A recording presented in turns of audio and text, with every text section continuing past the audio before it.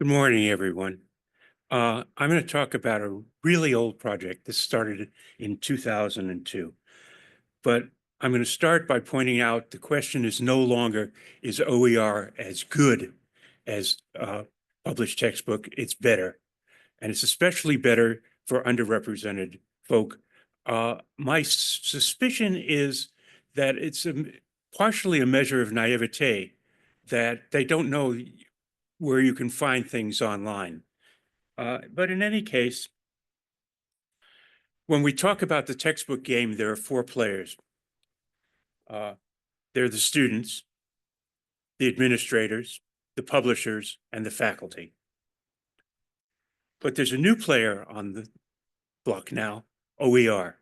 And I'd like to convince you that LibreText is probably the best place to go if you want to start an OER. Okay. So a key thing that I realized when I first started using OER is that it's very much the same as pharmaceuticals. There's a prescriber, a physician. In the case of OER, it's the faculty. There's an associated intermediary, the bookstore, and there are the buyers. And of course, there are the sources. So what drives textbook orders? And what drives textbook orders are faculty. And how do publishers traditionally encourage faculty to use their textbooks? They provide desk copies, online homework, presentation packs, charts, graphs, maps, test books, solution manuals, and if you're a big enough place, a publisher's representative who is devoted to your wants.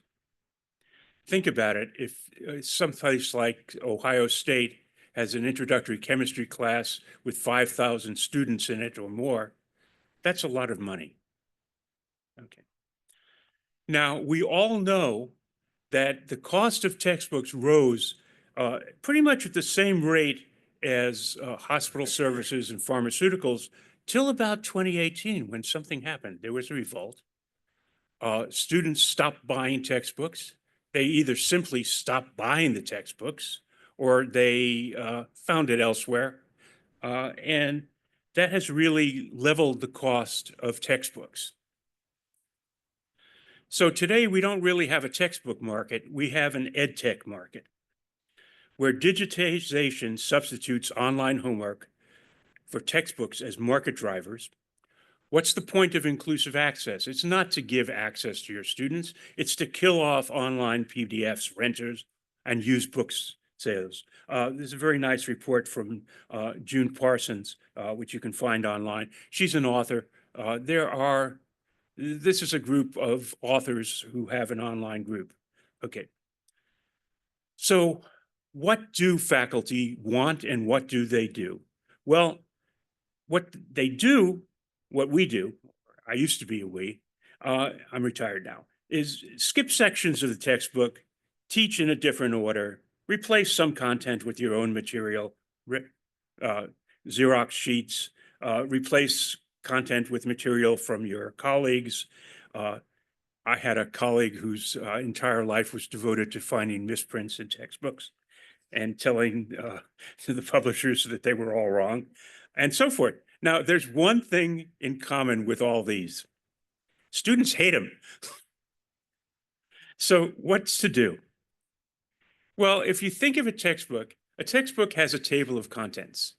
The table of contents in a textbook is a golden handcuff. It tries to restrict you to teaching the things that are in the textbook, the things that are in the wrong order and things like, and so forth. And OER can break these golden handcuffs. What do faculty want? We saw what they did, or we did. Well, it turns out, and this is a bit deceptive because it mixes together textbooks that are printed and online. What the number one item is a homework system. Especially for adjuncts, the marketing load is enormous. The marketing load is enormous. So the ancillary materials, videos, software, and so forth. That's what faculty want. And why don't they use OER? Again, this is from it used to be the Babson Research Group. Now it's Bayshore, the Siemens. They want more resources for their subject. And this is very important to the future development of OER. OER started as a replacement for major courses like general chemistry, general physics, math, composition, and things like that. But faculty also want OER for their junior and senior courses. And if you're a little bit naive, it's too hard to find what I need, which is a place certainly where OER librarians have played a major role. They want a comprehensive catalog of resources, an online homework system, and other support. Now at LibreText, we realized that a while ago. We worked towards a single system which has all the components that you need to teach a course and students need to take a course. It's centered around the libraries, which are books, but we have ADAPT is our homework system. We have an H5P studio. We have a Commons where you can find the books, and some of the Commons are common specifically to our network members. We have a Conductor, which is our project development app, where you can centralize your supplementary materials, where you can communicate with your team and do any other things that are really necessary to develop a new resource. And we have I'll call it a composer, which we have a drag and drop remixer. Simplest thing you can do to make an OER is you get a book, let's say even an OER like an OpenStax General Chemistry. There are 21 chapters. If you piled it up, this is a book that you can use in one hand to do curls with. My general chemistry book, I weighed about 525 grams. Today's general chemistry books weigh about 3 kilograms. You can't carry it with you, but you need to be able to make this into a smaller book to make it better for your course. So with the remixer, you could take a book that you like that's OER and mix it down to have the 7 chapters you're going to teach this year in about 5 minutes. So that turns out, I think, to be a virtue of OER that has not been much exploited. Okay. As I may have said at the beginning, this project with PG has been going on since about 2002 with lots of people involved. It started out as a outreach component of a number of large projects, and it has morphed into some self-standing projects for improved curricula, sponsored mainly by NASA. And of course, LibreText has received NSF support. We were the initial winner of the Department of Education Open Ed pilot, textbook pilot, and now we have support from the California Learning Lab. Okay. So PG was part of the original our IUS NSF grant, and with colleagues there, we developed a 1-semester general chemistry for engineering pilot. The 12 institutions ranged from a community college to our one institution, and it grew into a PG 2019 OER initiative, which was built by our contact at PG, the Dean of Physical Sciences, Christine Barrow, and she did it very cleverly. She set up a faculty OER committee to say what they needed. And then when the committee had kind of settled down into deciding what they needed, said, oh yes, we have some funding from the Department of Education through LibreText. That worked very well. It's grown into 64 books across the curriculum. You're looking at the Commons there. There were 1,000 sections and roughly 15,000 students. So that's worked very well. One thing that I think, again, is a characteristic of OER that has not been much exploited is an OER at your institution, if it's available on the network, is accessible to the world. This is advertising. And the OER content shared with your colleagues internally and externally can go to your our tenure application or promotion, things like that. Schools pay an immense amount of money to get publicity. Come to our school. OER is probably one of the most effective advertisements for your school, something you can talk to the dean about. Now, I'm going to turn this over to Neeharika. Thank you, Josh. Good morning, everyone. Can you hear me? Yes. It is a pleasure to be here today, and I will present the many important benefits of the OERs from the perspective of its beneficiaries and participants, that is the students and faculty. So our college, Prince George's Community College, in short, PGCC, is located about 10 miles from Washington, D.C., and 10 miles from NASA Goddard Space Flight Center. More than 65% of our students are Black or African American, and we have a rising population of Hispanics with greater than 17% at this point. But that is not all. A lot of our students are from lower end of the socioeconomic spectrum and from low earning families. And several of our students are first generation college students, and several are even first generation high school students. And at the bottom of this slide, I have highlighted an example. From fall 2023 through summer 24, we had 983 students in chemistry, physics, and physical sciences courses. Out of those, 928 are underrepresented learners based on gender, race, ethnicity, and disability status. So we are truly a minority serving institution. Next slide, please. In this slide, I will highlight some of the recent happenings in the long-standing partnership between PGCC and LibreTex. In 2018, we partnered with LibreTex in a NASA MUREP grant. Then we leveraged that grant to get another grant from the Department of Education to develop OERs. This is the grant Josh was referring to just a moment ago. This Department of Education grant led to massive OER development in our college that resulted in several zero-cost courses. After that, we leveraged this OER grant for a second NASA MUREP grant, the MUREP Curriculum Awards grant in 2023. And this grant is helping us support the newly started associate's program in chemistry. It is helping raise the physics curriculum to start an associate's degree in future.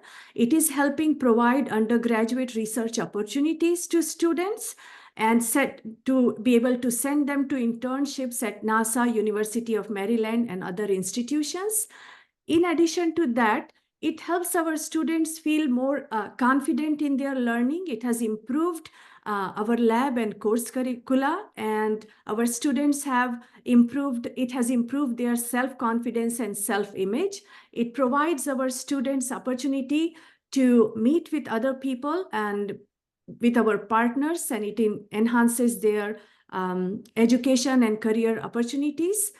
We have stipend to give to our students. And that is very important because actually of critical importance for several students who work to pay for their families, to support their families. And without such a stipend, it's not possible for them to take time off their paying jobs to come and do research projects that are really important in the fields of STEM. Our students are also helping develop curricula, the OER. So they are contributing to the learning of future students, and they are training in research and education themselves. And these are the students who are authors of their contributions. So this also improves their resume and gives them recognition in the field.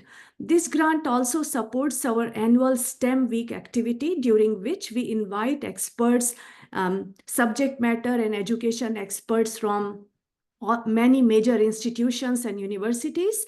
And this also widens the scope of internship opportunities for students. In addition to that, we have funds to support our full-time and adjunct faculty to develop OER. This adds to the scope, quality, and quantity of the OER contribution. It supports the creativity of the faculty, and it gives them professional development opportunities that are important for their promotion and tenure. And it builds their recognition in the field. So all of these activities lead to the success of students for years to come. So for PGCC, Open is way beyond zero cost. Next slide, please. So how are we improving our curricula and creating innovative curricula? So we started Associates in Chemistry in fall 2023. The grant is supporting a major overhaul of labs, actually for both physics and chemistry, and new equipment are being brought in so students can do research projects and learn a lot of equipment in both physics and chemistry. And for both of these courses, learning equipment makes students more marketable. And having an associate's degree also helps with workforce development, even if a student does not want to go and complete a degree, undergraduate or master's or graduate degree. So AS degree will help us, our students transfer seamlessly to major institutions. Next slide, please. Another aspect is development of OER in LibreText. And LibreText is one of my most favorite platforms because people have office hours, regular office hours, daily office hours, and they are ready to help with any questions we have. So we have been developing textbooks and homework repository, and not just homework, practice questions, because it is students always want to be able to practice questions beyond their regular homework. So we are developing this using LibreText Adopt system. This is the online homework system. And it is very important for all institutions and specifically for MSIs because the cost of online homework system these days is almost as much as the tuition cost. So this is a major benefit for us to partner with LibreText. Next slide, please. So here are some of the very few success stories of our students, because as I said, student success is the ultimate goal for all of us here. From left to right, we have Mr. Carlos Biao. He graduated with, he earned his PhD in applied sciences from UC Berkeley, and you can see his long list of achievement here. Then we have Miss Sarah Negusi. She graduated with full ride with a master's in astronomy from Wesleyan University, and she is working as a researcher at Los Alamos National Lab. Then third from left is Miss Martha David, who graduated with biomedical engineering from UMD and joined Johns Hopkins University for a PhD in full ride. And I am happy to also mention that I met her professors, and one of her professors from UMD told me that when she was graduating, when Martha was graduating, Johns Hopkins and UMD were vying for her to join their team, and she went to Johns Hopkins. Then we have Mr. Felix Forshaw, and he earned his BS in chemical engineering, and he is working as an automation engineer at Merck. And these students come back to our college to talk to current students and share useful insights for success. That is a major achievement for us, that the graduating students come back to help new students. Next slide, please. And here are two other stories. On the left, we have Miss Karina Granger-Jones. She is a non-traditional student, and she is a single mother of 3 daughters. 2 of those daughters are in college themselves. She works full-time to support her family, and she strives to excel. On the right, we have Mr. Dale Allen. He is currently finishing his pharmacy school pharmacy program in UNC Eshelman, which I have learned is the top pharmacy school in the country. All these students keep coming back to talk to existing students, and that is the biggest benefit because these students inspire many more. Next slide, please. Here are some more examples of our success in overall population. New lab equipment has inspired students to learn more and go beyond the boundaries of the class homework. Here we have students learning to use 3D printers that were purchased from our first NASA grant. And on the right top, we have students wanting to do more and more new labs because now we have new and updated equipment. And we have healthy competition among students, which we had not seen anytime like in a long time before. And on the right bottom, we have a student, Miss Daniela Herrera Micacha. She was explaining her work to other people in class, and this photo was taken 3 hours after the class had ended. So all these partnerships have really enhanced our program. Next slide, please.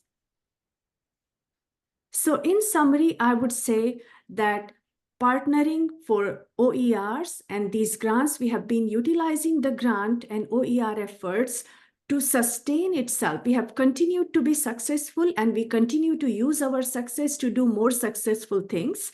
So we have enhanced collaborations among faculty, and it is crucial in small institutions like ours. We are leveraging our partnerships to get more grant and support adjunct faculty. And we nurture students' creativity where they are developing OERs to help future students. So we are going way beyond the zero cost to develop top-notch curricula that produce high-quality, inspired graduates who in turn come back to inspire many more. And I am sure they are inspiring others in their workplaces as well. Thank you. Thanks very much. If there are questions, be pleased to answer them. No questions?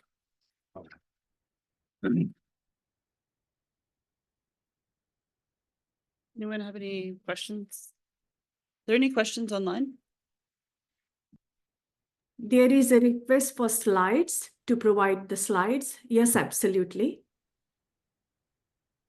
I think the slides will be posted in the Sched after the fact. So the slides will be there available later, as well as the recordings for virtual sessions like this. Okay. One thing I noticed talking to educators about the adaptability of textbooks is actually that students did more reading when the textbook was really narrowly tailored to the class. So like, even though from a faculty standpoint, they were like, why is it that different than being like, read these 2 chapters, then read this one, then go back and read that one? That faculty members that I had talked to actually saw more completion of the reading when it felt really narrowly tailored to exactly what was going to be discussed in the class. So Yeah. that's one side benefit. When I taught, which is many years ago now, that's true. One thing I noticed that surprised me is a lot of people at PG who built the books weren't interested in using the books. They were interested in using the chapters in the books in their learning management system. That was particularly true for the people in business. And okay. Okay, well. I have a question. Do I have time for one more question? Can you hear me? Yes. Okay. For the BioLibre, you mentioned that you can like drop and remix to create a book, right? Is this once that book is created, is it printable or is it only available as the digital? All LibreText books are printable.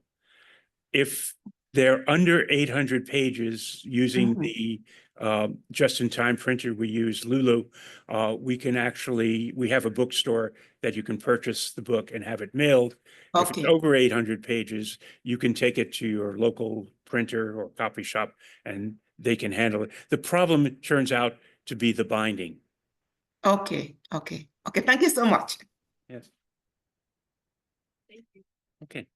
I don't mean to rush you up. It's a very quick transitions to get Yes. each person in their time.